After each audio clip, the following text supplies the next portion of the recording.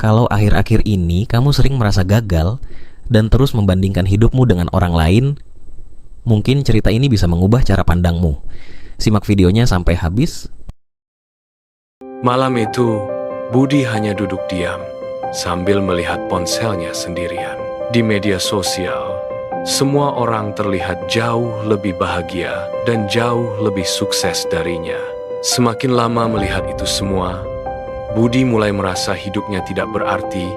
Dengan napas berat, ia membanting ponsel ke kasur sambil menahan tangisnya.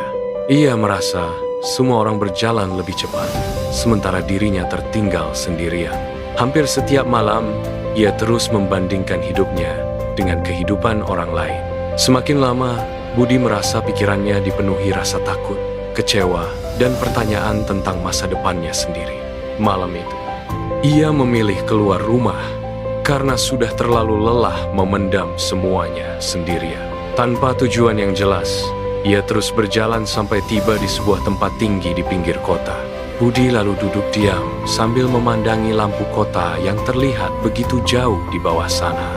Tidak lama kemudian, seorang tukang bangunan tua duduk di dekatnya sambil bertanya, "Mengapa wajahmu terlihat begitu sedih?" Budi pun menceritakan bahwa ia merasa hidupnya tertinggal jauh dibandingkan orang lain. Setelah mendengar cerita Budi, orang tua itu menunjuk gedung tinggi di tengah kota. Bangunan sebesar itu tidak langsung berdiri. Semuanya dimulai dari pondasi yang dibangun perlahan dan penuh proses. Begitu juga hidup.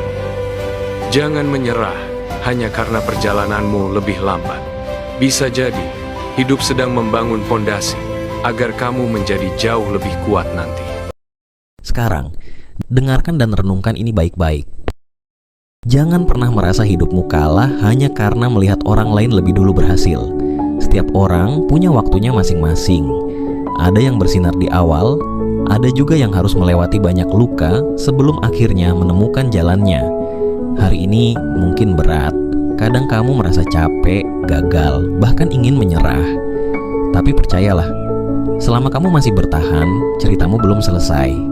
Tetap berjalan pelan-pelan, karena suatu hari nanti kamu akan sadar bahwa semua rasa sakit itu sedang membentuk dirimu menjadi lebih kuat.